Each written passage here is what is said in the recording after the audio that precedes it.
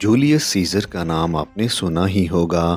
Julius scissor ایک عظیم جنگجو ہونے کے ساتھ ساتھ روم کے تاریخ میں سب سے منفرد، عظیم اور مشہور آرمی جنرلز میں سے تھا۔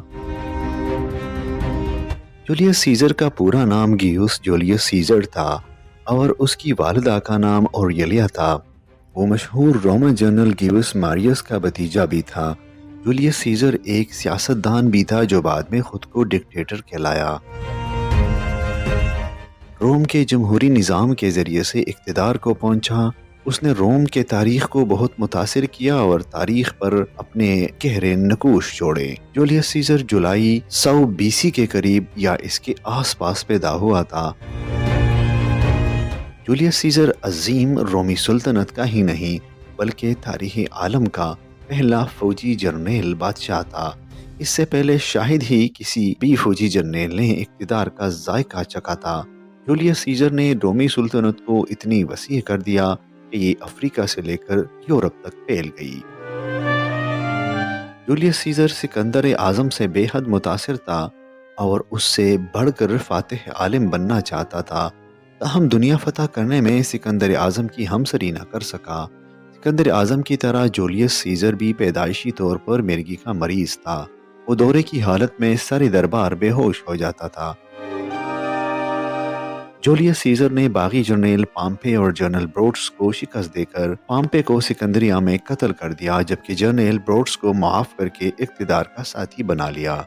یاد رہے کہ پامپے کا قتل کسی جرنیل کا دوسرے جرنیل کو حصول اقتدار کے لیے قتل کرنے کا پہلا تاریخی وقوعہ تھا۔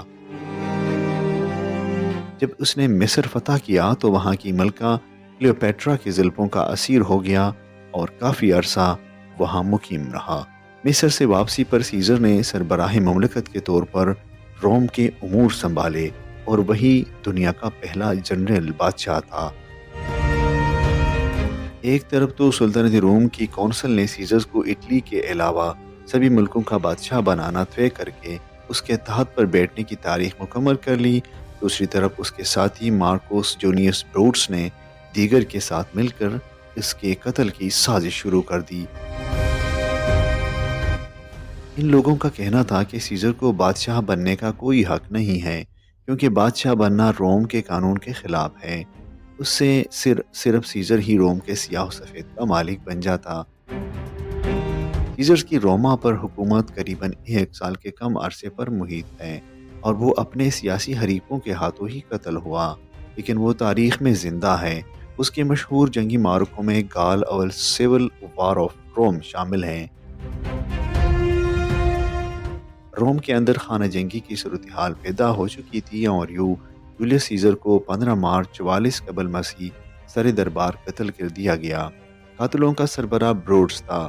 سیزر نے قاتلانہ حملے میں اپنے ساتھی کی شرکت دیکھی تو کہا کہ بروٹس تم بھی، پھر تو سیزر کو ضرور مر جانا ہی چاہیے تھا۔ یاد رہے کہ بروٹس کی ماں کا جولیس سیزر کے ساتھ جنسی تعلقات بھی تھے اور وہ اس کی داشتہ تھی۔ سیزر کو قتل کر کے قاتلوں نے اس کے خون میں ہاتھ دھوئے اور آزادی کے نعرے لگائے، لیکن بروٹس کا بھی جلد خاتمہ کیا گیا۔ سیزر کے قتل کے نتیجے میں روم میں خانہ جنگی شروع ہو گئی، جس میں بروٹس کے تمام ساتھی مارے گئے جبکہ بروٹس نے خودکشی کر لی۔